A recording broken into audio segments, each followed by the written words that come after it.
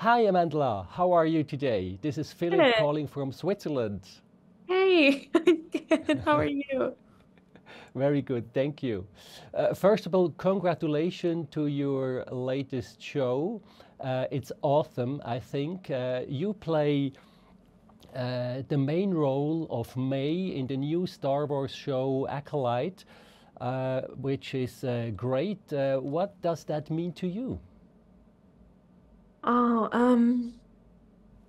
it's this huge privilege. It's this huge responsibility. It's this huge joy. Star Wars is about fun and joy and also important messages about morality in the world. And so to be able to be part of something that continues sharing those messages means so much to me.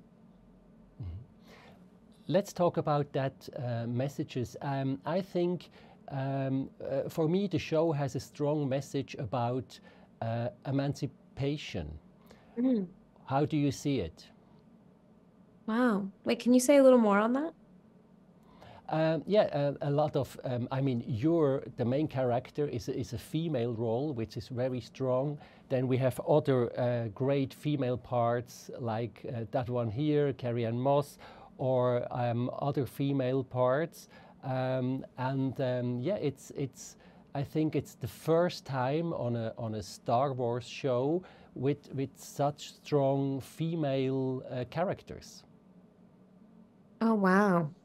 Well, that's amazing to hear.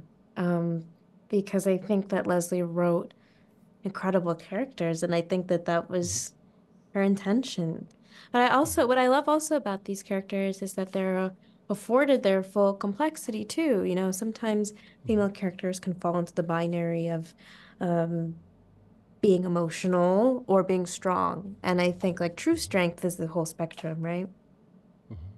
Okay, absolutely. And we don't want to give too much away from the show, but let's say this, you play different parts in that project. How do you prepare for that? Was it more complicated than uh, just focus on a single part? Yes, it was way more complicated. Um, and as acting wise, it was this amazing challenge. I would say the most complicated part was scheduling. Because usually, you know, if you play the lead, then you have your co-star to help you out, you know, so you're not always on screen. But in this case, I mean, I was just always so busy. I was always working or training. Um, but my approach really had to do a lot with backstory. And because this is a fantastical universe, I just had free reign with my backstory. I collaborated with Leslie on it, of course, but I could just imagine anything, which was so much fun. And I made these little Bibles for the characters and I shared them with production and with Pablo Hidalgo, who was our lore specialist. So he took a look at it and gave me some feedback. And um, yeah, no, I guess now it's actually Star Wars canon, which is so crazy to say. Okay. Hopefully, you also pay twice. I'm kidding. You're not the first person to ask me that question, I'll tell you that. Okay. Probably your manager asked the same. We don't Exactly. know. My lawyer, my dad. Okay. Okay. Yeah, I'm also a dad, so I know what that That means. was a very dad-like question. Yeah. So finally, what do you wish for the show? What should audience get away from it?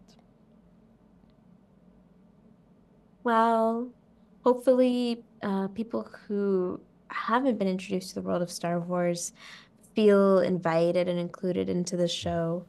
Um, and I guess the question that is the main question asked by the show is if we aren't vigilant about our morality, then what can happen when we become happens when we stoke that fear and we lean into that fear as opposed to uh, following the light. Okay. Wonderful. Thank you so much talking to us. Again, congratulations. It's a great show. You can be very proud of yourself, and I hope we can talk soon for another one. Yeah, thank you so much. All the best for you, Amandla. Thank Bye. you. Really appreciate it. Bye-bye. Bye-bye.